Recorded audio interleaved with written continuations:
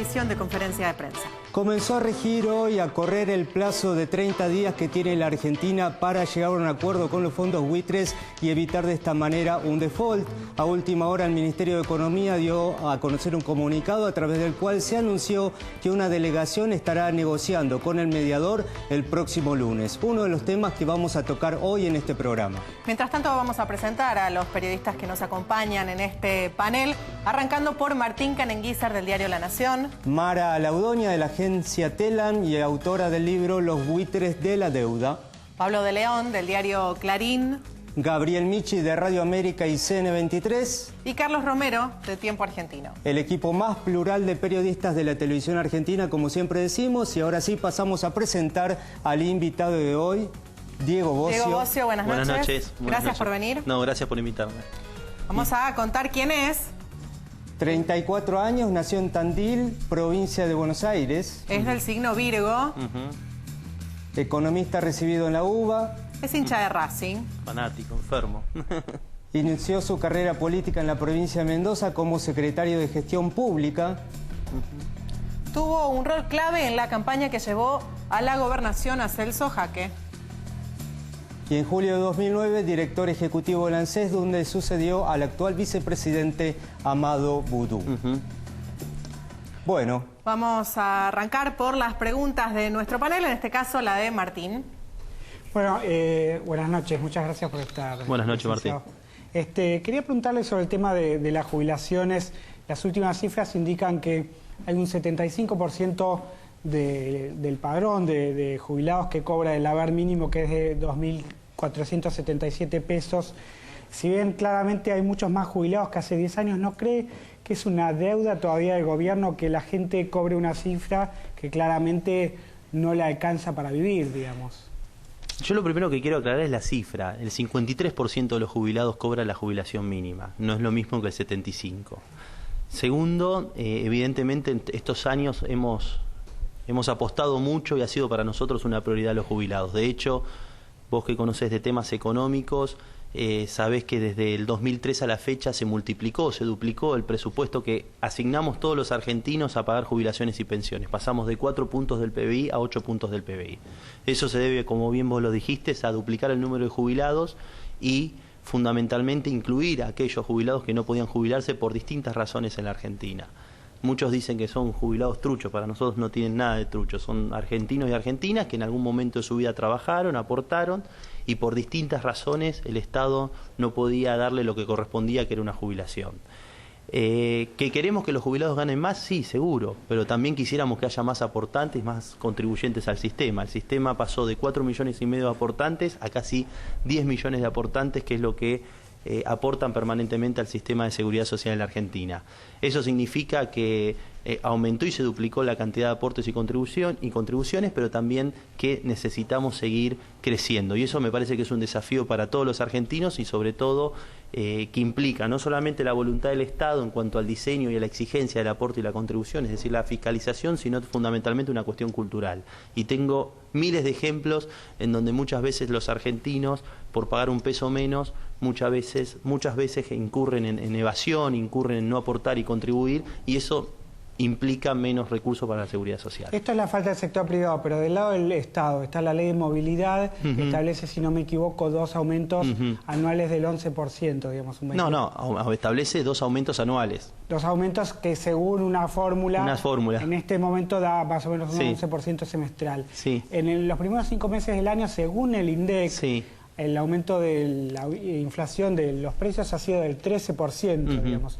¿No está ya desfasado lo que se le dio a los jubilados? La movilidad jubilatoria ha sido una muy buena ley que le ha dado muy buenos resultados a los jubilados. Si uno lo mira desde que se aplicó la ley de movilidad hasta la fecha, los jubilados crecieron en sus jubilaciones el 300% exacto. No hay ningún índice, ni el más opositor, ni el más antioficialista que dé ese resultado en el mismo periodo. De los 16 aumentos que hubo, posiblemente en 15 le ganamos a todos los índices. En ustedes saben que en enero hubo una devaluación y eso generó un acomodamiento y una especulación muy grande de precios. Seguramente no fue el mejor de todos los meses, fue el 11,41.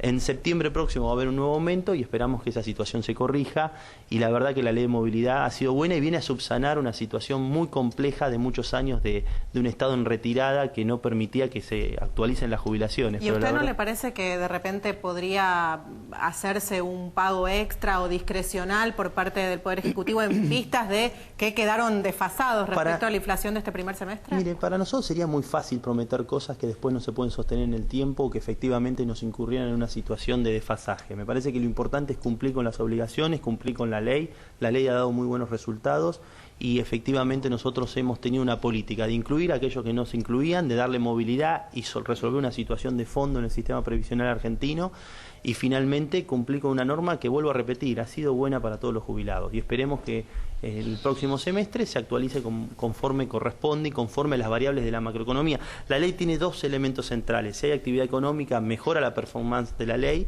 y la segunda, la variación de los salarios. Las paritarias van a reflejar en el segundo semestre la evolución de este índice que, vuelvo a repetir, ha sido la mejor opción para los jubilados argentinos. Bien, seguimos con Mara. ¿Tu pregunta? Bueno, ¿qué tal, Diego Bocio? Mi pregunta es más referida sobre el tema de la deuda y los fondos buitre. Bueno, recientemente la Argentina perdió ante la Corte de Estados Unidos el juicio y ahora se encuentra en etapa de negociaciones contrarreloj porque está pasando el periodo de pago en tiempo y forma a los bonistas de Nueva York y de Europa. En paralelo, la Argentina está iniciando acciones para pasar esta demanda de lo que sería un derecho financiero al derecho público internacional y tratar de hacer valer su postura de pago equitativo y legal en foros internacionales. ¿Qué expectativa tiene usted de que se pueda alcanzar algo en estos foros internacionales, ¿no? Yo me parece que nosotros hemos vivido una situación muy dramática en la Argentina, que fue el 2001. Yo tenía apenas 20 años y yo recuerdo el aplauso de un Congreso de la Nación que generó secuelas muy importantes a los argentinos, a los niños, a los jubilados, al sistema. Este ha sido un gobierno que ha sido un pagador serial, como lo ha definido la presidenta. Ha cumplido con sus compromisos y honrado sus compromisos. La instrucción política de la presidenta es clara: honrar el 100% de nuestras deudas. Ahora bien, como bien lo dijiste vos, en condiciones equitativas, justas y legales.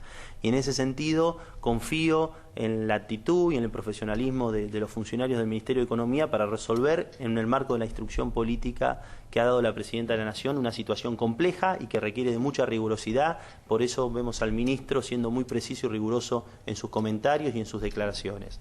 Yo entiendo que la voluntad de pago ha sido manifestada y expresada por el Gobierno, y esa es la primera expresión en las cuestiones jurídicas de la deuda.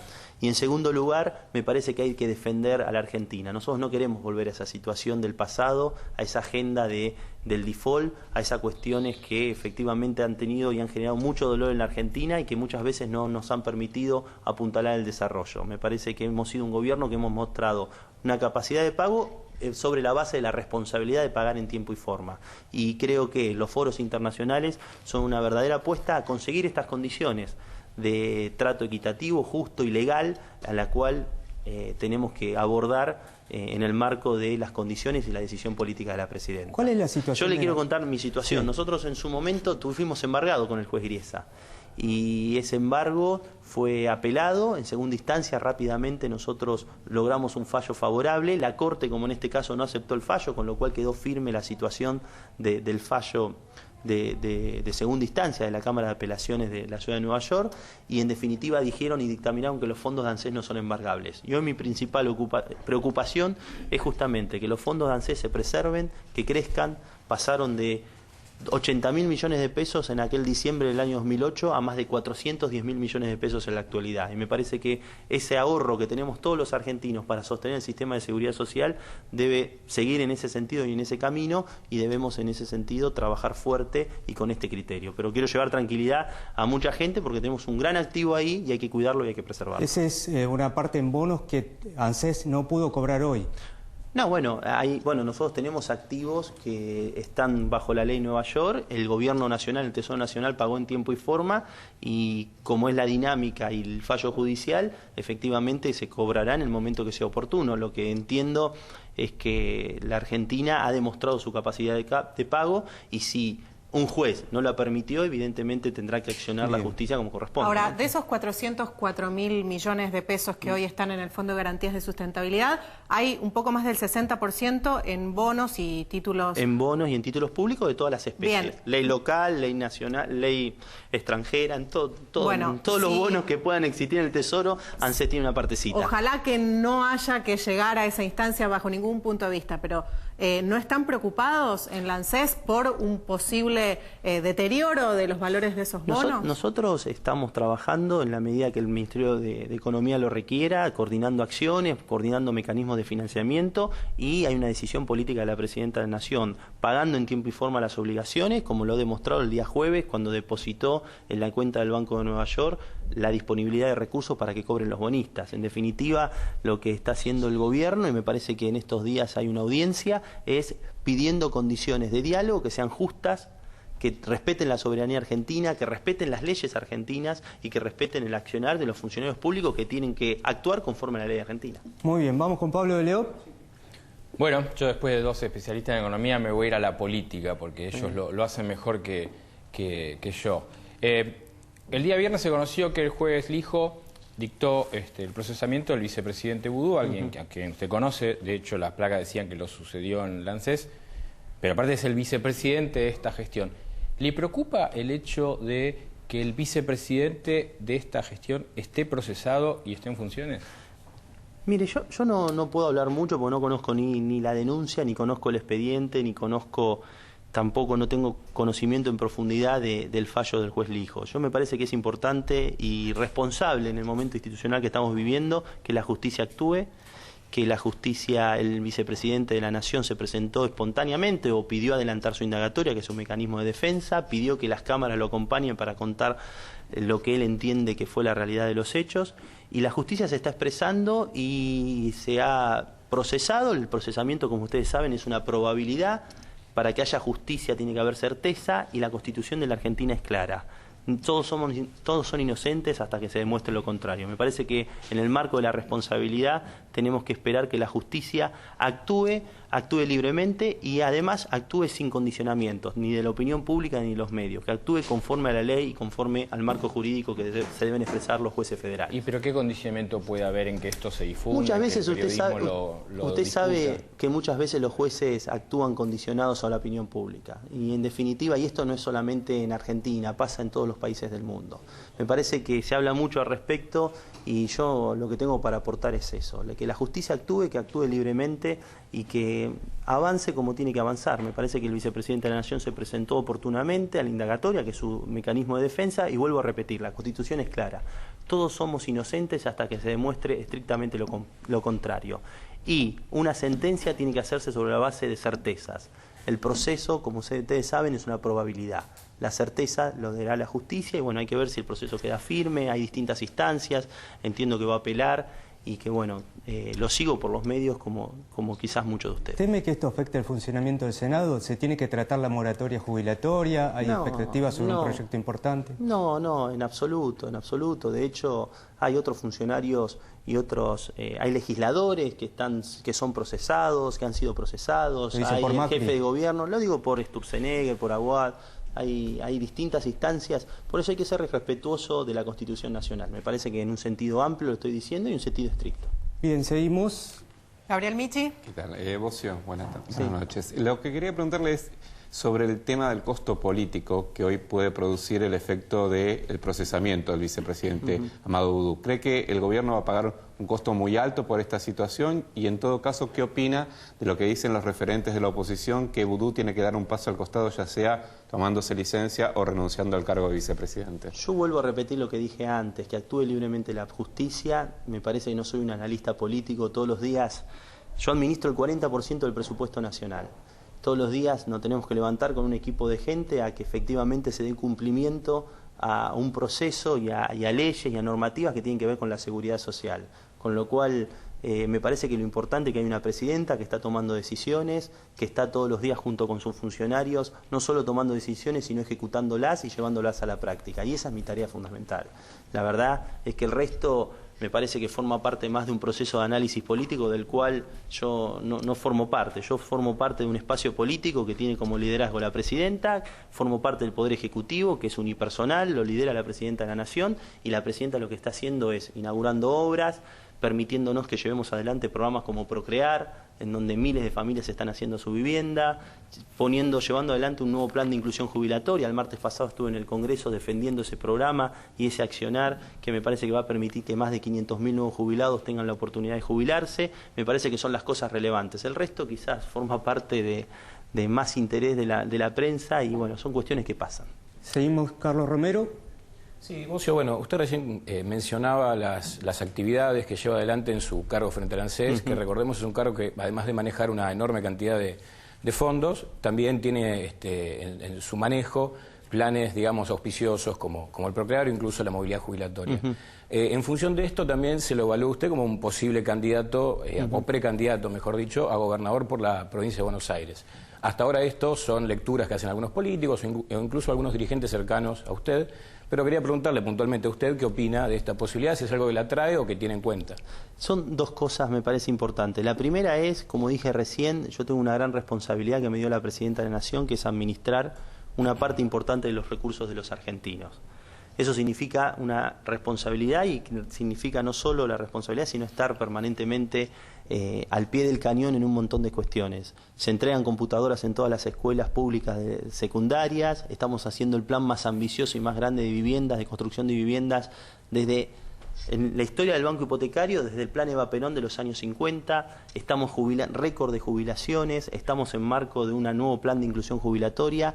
Y hace pocos meses hubo una elección legislativa, con lo cual me parece casi imprudente o casi una falta de respeto a la sociedad y a los argentinos, que todos los días tienen que llevar adelante una vida que quien tiene esta responsabilidad hable de cuestiones de candidatura. Eso no significa que yo soy de la provincia de Buenos Aires, nací en Tandil, tengo mi familia en Tandil, soy presidente del Partido Justicialista de Tandil y uno tiene vocación política y amo la provincia de Buenos Aires, pero me parece que en su debido tiempo y en el momento en que efectivamente se den las condiciones. Recordemos que hay primarias en la Argentina, que es un mecanismo para seleccionar los distintos candidatos, y en el momento que sea oportuno y que la arena electoral esté en condiciones de que la gente tenga distintas opciones, ahí evaluaremos. Los tiempos se acortan, ¿no? Digo, claramente.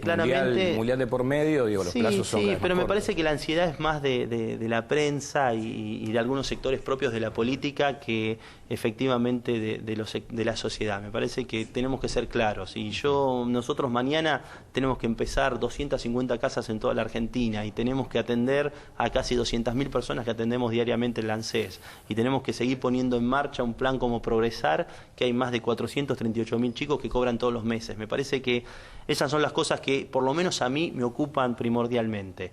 Yo amo la provincia de Buenos Aires, quiero que sea el tractor de la Argentina, quiero que sea el elemento central y traccionador de la producción, de la industria y demás, pero me parece que el momento oportuno para la candidatura será más adelante. Ahora, todas estas cuestiones que usted mencionaba recién, de las que se ocupa la ANSES, Procrear, Progresar, la asignación universal por hijo, el plan Conectar Igualdad y las inversiones a proyectos productivos del FGS, por muchos sectores de la sociedad son vistos como que se usa la plata de los jubilados para esos fines que no necesariamente tienen que ver con los jubilados. ¿Qué le responde a estos sectores? Hoy leí una nota de Miguel Bain en donde decía o hay ignorancia o hay mala fe. Yo creo que muchas veces se combinan, ¿no? Cuando se utiliza este tipo de expresiones. Me parece que son el sistema y la ley es muy clarita. Son ahorros que tiene el sistema de seguridad social, que si eventualmente hay un problema en el sistema de seguridad social, que no pase lo mismo que pasó en el 2001, que tuvieron que bajar las jubilaciones. Se recurren a esos ahorros para que el sistema siga funcionando y se puedan ejercer plenamente los derechos. Esos activos, esos ahorros que se invierten en acciones, en bonos, en plazos fijos, en distintos instrumentos para que no pierdan valor, son administrados por el Estado, antes eran administrados por los privados, y nosotros damos cuenta de cada una de las decisiones al Congreso de la Nación. Yo he ido más de 23 veces al Congreso de la Nación, he explicado nuestras decisiones de inversión, Eso ha sido bueno porque el ejercicio de ir al Congreso implica un acto de madurez democrática, implica tomar sugerencias, implica reconocer cosas que eventualmente sirven para un mejor funcionamiento del fondo e implica un control social y un control por parte de la política que da cuenta y genera mayor transparencia en el manejo de los fondos. Así que hemos pasado de 80.000 millones de pesos, como dije antes, a 409.000 millones de pesos, es el informe del último mes, y para nosotros eso es no solo un motivo de alegría, sino un motivo de demostrar que el Estado lo puede hacer. Yo no recuerdo ningún gerente de AFJP yendo al Congreso de la Nación a explicar dónde invertían el ahorro de los trabajadores.